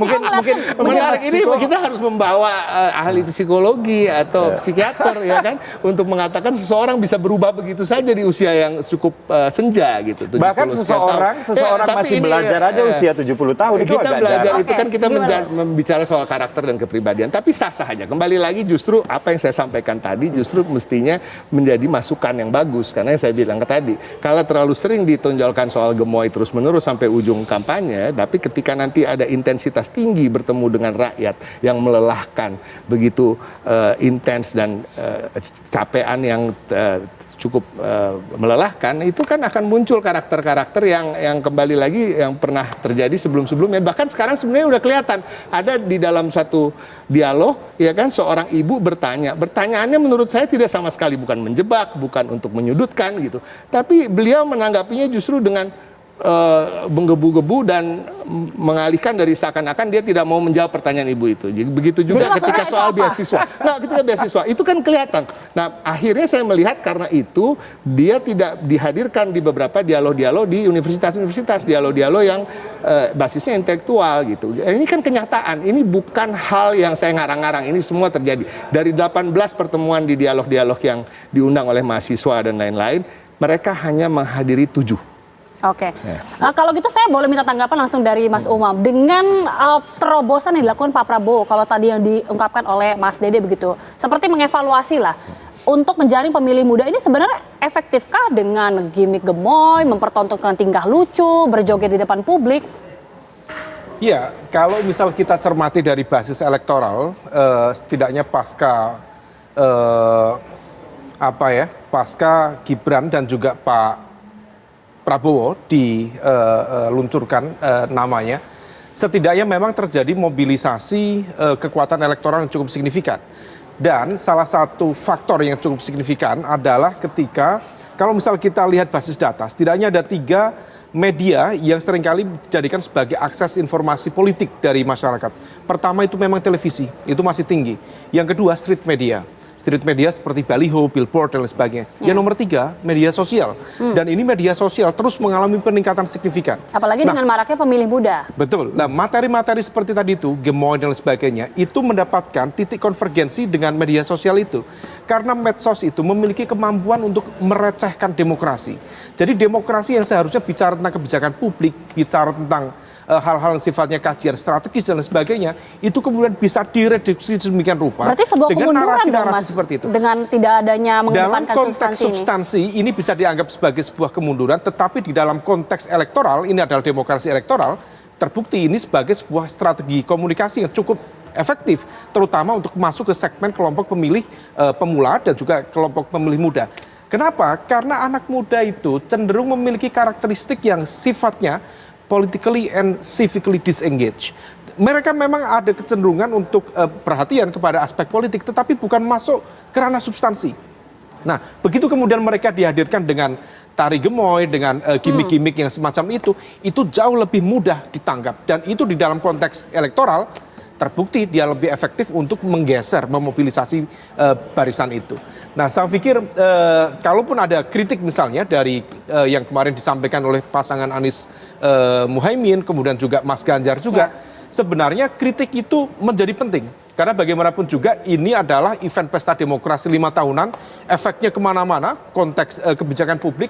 Tetapi kalau misal kemudian materi narasi mereka tidak bisa kemudian diterjemahkan dengan bahasa yang lebih down to earth, bisa menjangkau, melakukan penetrasi lebih jauh kepada anak-anak muda, itu juga akan menjadi masalah. Maka kritik tadi itu yang disampaikan oleh Mas Ciko harus bisa dikonversi. Betul-betul materi yang disampaikan oleh Pak Ganjar, oleh Pak Mahfud, juga bisa kemudian masuk ke ranah kesadaran dan juga selera dari anak-anak muda. Oke, ini menjadi kritik tentunya yang harus dijawab nanti langsung oleh Mas Dede, tapi memang faktanya ternyata ini cukup mendulang elektabilitas seperti yang dikatakan oleh Mas Umam tadi. Nanti kita boleh minta tanggapan juga dari Mas Ciko usai jeda pemirsa. Kami kembali saat lagi.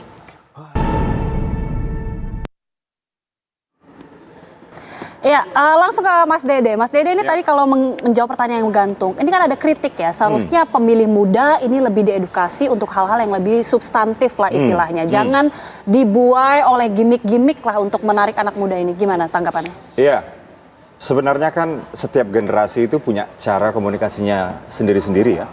Mungkin cara komunikasi yang anak muda sekarang itu yang lebih fun. Mereka nggak suka yang gontok-gontokan ya. Mereka capek bermain politik yang nakut-nakutin ya. Mereka maunya politik yang fun tapi masih menawarkan harapan. Tapi begini yang pasti, di dalam kita menyampaikan pesan itu ada dua unsur yang harus kita perhatikan, yaitu substansinya itu sendiri ya, kemudian adalah sensasinya gitu. Setidaknya si sensasi ini cukup berhasil membuat mereka menoleh ke arah kita. Kurang lebih seperti itu.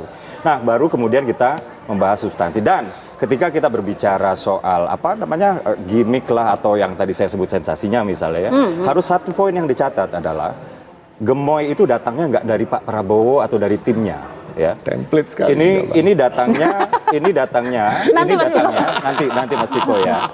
Ini datangnya dari sebuah akun TikTok ya, akun TikTok yang dimana kita nggak tahu apa. Saya ingat banget Pak Prabowo pernah ya di sebuah panggung, waktu itu di panggung PSI ya, waktu kami mendeklarasikan, beliau mengatakan bahwa bahkan saya dikata-katain gemoy, disangkanya gemoy itu dikata-katain, kayak begitu. Negatif lah. Iya, disangkanya kayak begitu ya. Nah, cuman yang terjadi setelah diperdalam lagi, oh gemoy itu artinya gemes banget gitu ya, gemoy gemes gitu ya. Dan ya sudah, kalau memang ini yang menjadi reputasi Pak Prabowo di mata Gen Z dan millennials, why not kita jadikan ini sebagai image yang melekat kepada Pak Prabowo itu sendiri. Dan ini artinya apa? Ini artinya Pak Prabowo itu nggak sedang dibuat-buat lah untuk jadi gemoy. Beliau aja nggak tahu artinya gemoy. Dan semua orang itu kan, sebenarnya semua kandidat itu kan berusaha untuk melahirkan reputasi yang melekat pada image politiknya ya. Dan ini biasa sisi humanisnya gitu. Misalnya kami juga nggak pernah kok ngata-ngatain misalnya Pak Caimin dengan Pak Anies yang suka selepet-selepet kayak gitu ya. Atau Pak Ganjar yang suka lari-lari, biasa-biasa saja. Juga. Itu semua biasa-biasa saja. Silakan ditanya aja. Cuman kami nggak pernah ngata-ngatain. Langsung kalau gitu Mas Ciko. Saya rasa itu nggak gimmick dong. Emang Pak Ganjar ini memang pelari ya, istrinya juga pelari, baru menyelesaikan full maraton beberapa waktu lalu. Ya, jadi bukan sesuatu yang jauh mencitrakan. Dari tadi saya bilang, kita tidak mau mencitrakan capres kita jauh dari sosok yang sesungguhnya.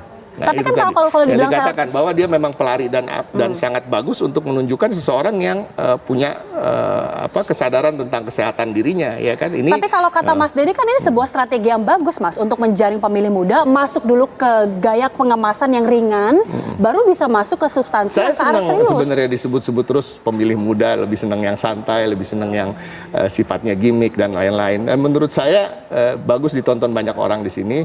Dan saya ingin bertanya kembali pada Gen Z dan generasi milenial, apakah semua teman-teman ini generasi Z dan milenial ini tidak punya harapan soal lapangan pekerjaan? Apakah tidak sedang berpikir tentang beasiswa pendidikan? Saya rasa itu yang menjadi pemikiran-pemikiran mereka, kecuali anak-anak yang memang tidak ada kerjaan lain selain di rumah nonton TikTok aja. Nah, saya melihat memang kalau soal hiburan, kita semua senang hiburan. Saya juga senang nonton TikTok yang receh-receh gitu. Tapi bukan berarti itu menjadi pilihan politik saya ketika siapapun. Contoh, satu penulis lagu yang paling saya kagumi di Indonesia adalah Ahmad Dhani, tapi pilihan politik dia selalu berbeda dengan pilihan politik saya. Tapi lagunya dia selalu saya pasang di musik di mobil saya. Nah, artinya itu tidak berbanding lurus langsung. Mungkin ditonton untuk ketawa-ketawaan gitu. Bahkan kalau lihat Pak Prabowo joget-joget juga saya nggak melewati, saya pengen lihat sampai selesai gitu. Oh, lucu juga nih orang gitu. Ya. Nah, tapi intinya dari Ganjar dan Mahfud kita lebih ingin mengedepankan substansi.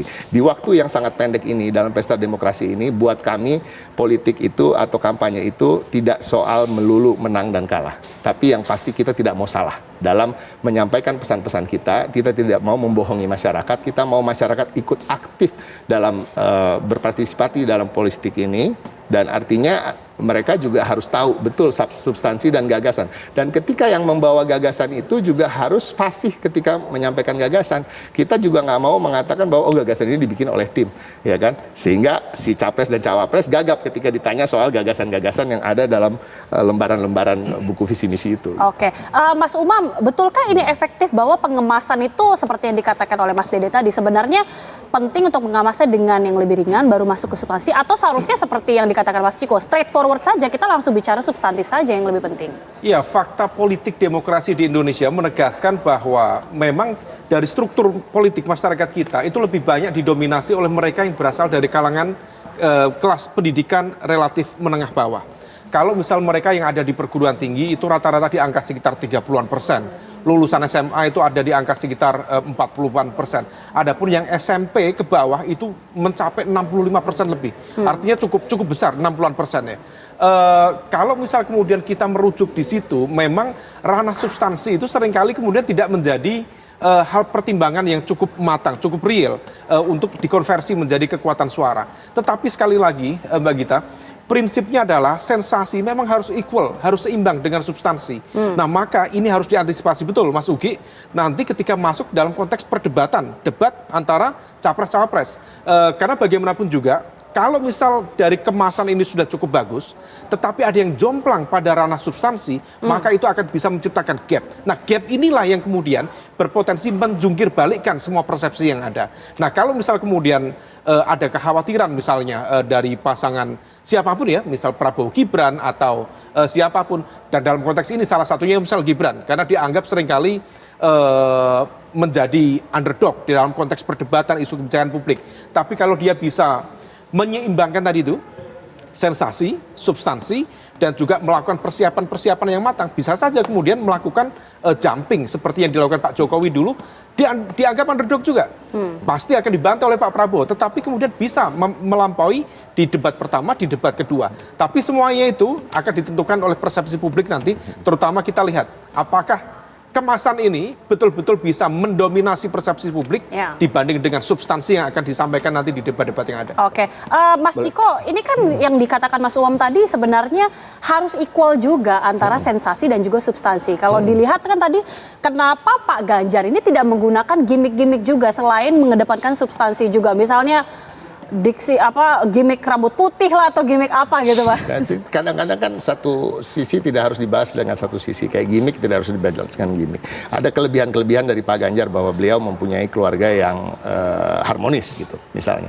Nah, itu kan kita kedepankan juga. Itu bukan gimmick, itu kenyataan. Nah, itu yang maksud saya, kita nggak harus selalu menyamakan, oh dia mau gimmick itu terus kita cari yang breakdance. Tapi kan faktanya elektabilitasnya sangat laris manis ini. Gemoy ini sangat saya rasa kita tahu lah, mungkin elektabilitas apakah betul karena Gemoy dan Santuy, saya rasa belum tentu. Tidak ada, saya nggak melihat ada pertanyaan-pertanyaan sampling ketika pada dijajak pendapat, pertanyaannya apakah itu kenapa Anda memilih, apakah karena Gemoy dan Santuy, kan nggak juga. Kita belum tahu apa yang membuat elektabilitas itu benar-benar meroket, atau apakah benar elektabilitas itu meroket. Kita nggak tahu. Survei-survei sekarang ini kan berbeda dengan survei di tahun 2019 dan sebelum-sebelumnya, bahwa berbagai lembaga survei punya kecenderungan perbedaan angka persentasi yang cukup lebar gitu. Jadi kita nggak terlalu percayalah dengan apa yang dia survei. Mas Dede, ini kan menjadi PR juga. Apakah ini menjadi pertanyaan ya? Jangan-jangan sebenarnya kemasan atau gimmick-gimmick yang dilakukan ini untuk menutupi bahwa substansinya sebenarnya masih lemah sehingga bisa di-cover dengan gimmick-gimmick ini? Ya enggak lah, sebenarnya kan dokumen Asta Cita kita itu sudah beredar kemana-mana kok gitu. Dan di sana itu ada 8 misi Asta Cita, ada 17 program unggulan, ada 8 lagi program hasil terbaik dan cepat gitu. Jadi bahwa memang ada sesuatu yang bersifatnya sensasi, quote unquote itu gimmick disebut orang ya, semuanya melakukan itu tidak menegasikan bahwa sebenarnya substansi atau esensi itu juga ada gitu. Cuman kan sekarang ini masih berjalan ya, nanti akan ada debat ya, capres dan cawapres, nanti akan ketahuan isinya juga seperti apa. Tapi saya ingin menanggapi Mas Umam tadi ya. Ini agak menarik ya. Jadi ada sebuah survei yang mengatakan bahwa, jadi kayak gini, ketika responden itu di breakdown berdasarkan generasi tahun kelahirannya. Jadi semakin muda si responden, itu elektabilitas Prabowo Gibran itu semakin tinggi. Dan kita harus ingat ya bahwa anak-anak muda ini cenderung lebih rasional daripada generasi sebelumnya. Kenapa? Karena akses kepada pendidikan di kalangan anak-anak muda ini lebih terbuka daripada bapaknya atau kakeknya atau buyutnya.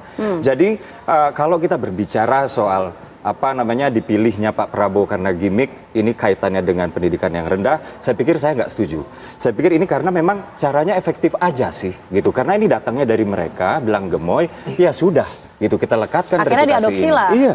Iya, begitu kurang lebih, Mbak. Oke, Mas Umam, kalau melihat apakah memang politik yang mengutamakan seperti yang judul kita ya, politik gemoy, ini akan efektifkah sampai menjelang Pilpres dengan narasi-narasinya, atau kedepannya akan melihat jangan-jangan ada banyak gimmick-gimmick lainnya ke depan? Ya, kalau soal gimmick barangkali akan tercipta dalam proses berjalan ya. Tetapi di saat yang sama, sekali lagi, ada ranah yang kemudian harus hati-hati, terutama tadi, bicara substansi. Karena kalau misal sekali bicara substansi, ada yang keseleo lidah, ada slip of tongue, itu akan bisa menjadi munisi yang sangat efektif untuk menghantam dia. Ketika Pak Jokowi menghantam Pak Prabowo hanya dengan satu pertanyaan TPID, sesuatu yang kemudian unthinkable dan unpredictable bagi tim, terutama tim konten dari Pak Prabowo. Apa itu TPID? Itu bisa kemudian menjungkir balikkan kredibilitas kepemimpinan Pak Prabowo yang dianggap sudah berpengalaman dalam konteks kepemimpinan publik. Dia sudah menguasai partai dengan kekuatan struktur parlemen yang cukup kuat, tetapi dengan satu pertanyaan itu cukup signifikan impact-nya.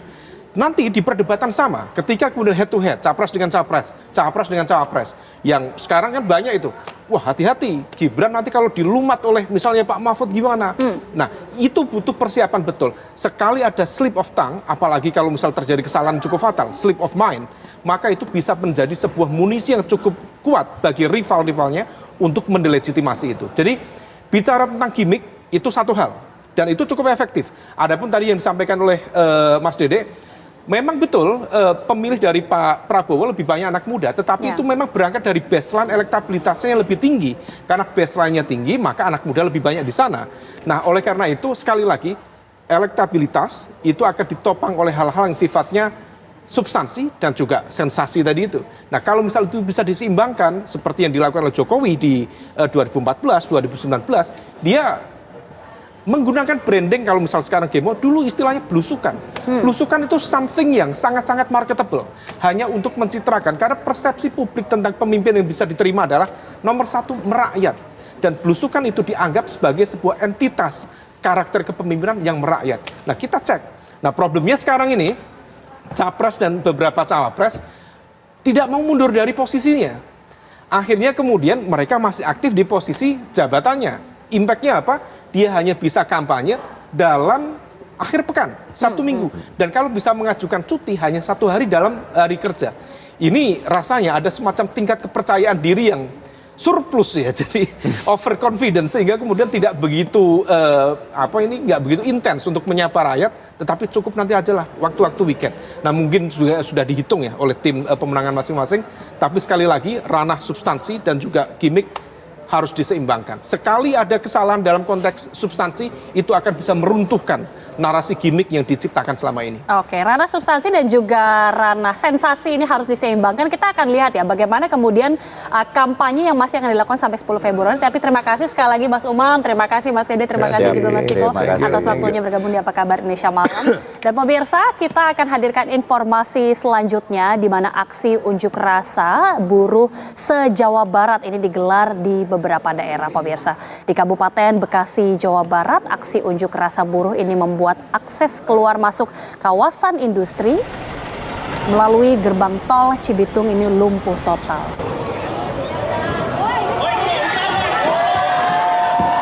Ya, pada Kamis siang di Kabupaten Bekasi, Jawa Barat, ribuan buruh menggelar aksi unjuk rasa dengan memblokade jalan akses gerbang tol Cibitung yang menuju kawasan MM 2100. Aksi tersebut diwarnai saling dorong antara petugas kepolisian dan juga massa unjuk rasa. Sementara itu, pemirsa, massa aksi menuntut pemerintah Provinsi Jawa Barat agar menaikkan upah minimum kabupaten kota yang sudah diajukan pemerintah kabupaten atau pemerintah Kabupaten Bekasi, yakni sebesar 13,99%, dan juga menolak penetapan UMK yang berdasarkan Peraturan Pemerintah Nomor 51 Tahun 2023. Dampak dari aksi unjuk rasa ini, akses masuk maupun keluar kawasan MM 2100 melalui gerbang tol Cibitung ini lumpuh total. Kemacetan arus kendaraan pun mengular.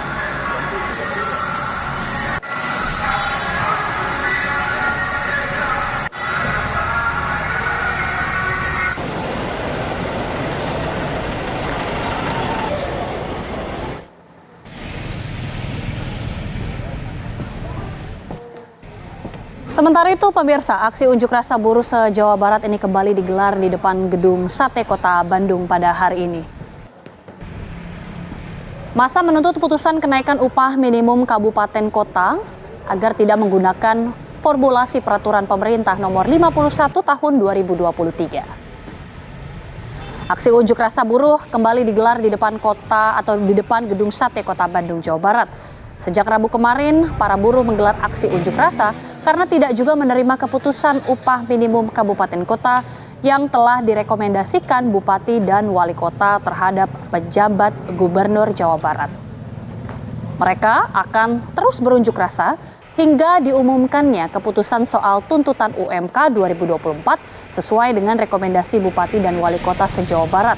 Para buruh juga menuntut dalam pengupahan tidak menggunakan formulasi peraturan pemerintah nomor 51 tahun 2023 karena dinilai tidak berpihak kepada buruh. Sehingga mereka akan terus berunjuk rasa hingga penjabat Gubernur Jawa Barat mengeluarkan putusan sesuai rekomendasi UMK Bupati dan Wali Kota.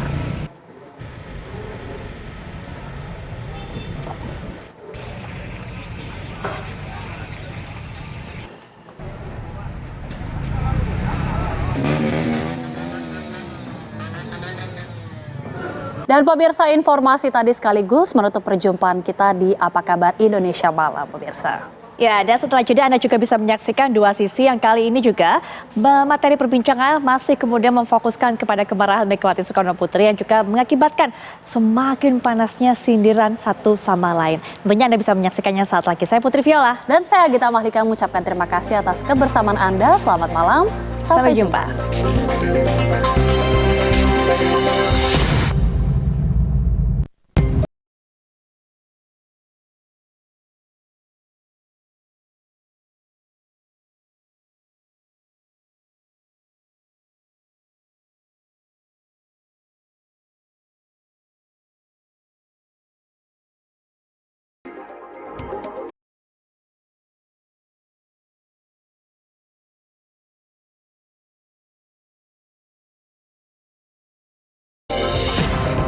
Jumpa. Kalau siaran sampai malam gini, biasanya badan aku terasa capek. Supaya badan aku tetap bugar, aku selalu berusaha penuhi kecukupan cairan dan mineral tubuh. Nah, makanya aku selalu minum Le Mineral yang diambil dari sumber mata air pegunungan dengan kandungan mineral esensial seimbang yang berkualitas. Le Mineral kemasannya juga ditutup berlapis loh. Bukan cuma disegel, tapi botolnya juga keras sebelum dibuka. Bikin kita ngerasa aman, bebas dari pemalsuan. Aku tadinya nggak bisa minum banyak.